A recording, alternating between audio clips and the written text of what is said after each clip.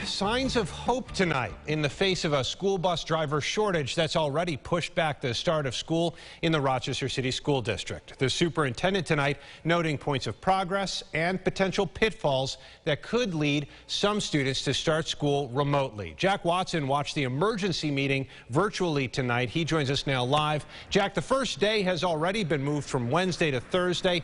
A lot riding on what happens over the next 48 hours. That's right, Adam. Tonight we are learning there has been progress in trying to solve this transportation crisis in the Rochester City School District with just under 3 days to go now until the first day of school. Superintendent Dr. Leslie Myers-Small's update to the school board tonight, they're almost there. For students living with disabilities, their way to school is no longer in jeopardy.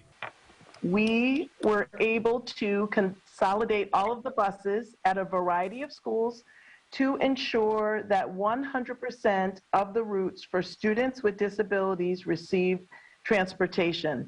As of this afternoon, though, the superintendent says 144 K-8 kids don't have any transportation at all, impacting 8 K-8 schools. Some students, as we learned today, won't have a bus to school but will walk instead. Students within a 1.5-mile radius of schools 10, 17, and 22 in the city. With a lot still to be ironed out, one commissioner is curious about what that will look like. So now some of these schools are going to be ending at 4 o'clock, and it's going to be dark out by 4 o'clock, especially as we go into the fall and winter in Rochester. We're looking at, the possibility of something similar to like a safe passage to help students to and from school. So that is in the works. For right now, the district is inching closer to a solution. As noted by the superintendent, this update is contingent on RTS approval. Dr. Myers-Small is optimistic heading into tomorrow. Conversations were very promising, and we should have a number. We should be able to finalize by Tuesday, which is tomorrow.